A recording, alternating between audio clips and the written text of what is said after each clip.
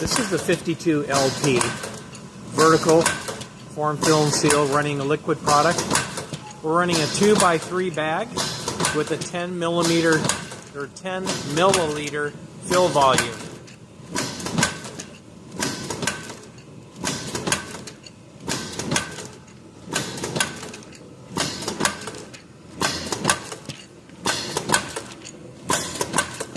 Has a thermal transfer printer,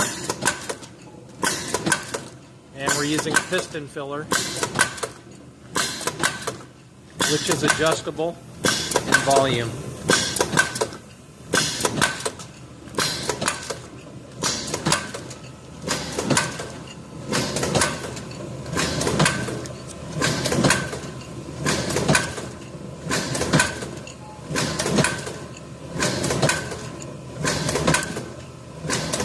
You can see it makes a really nice bag.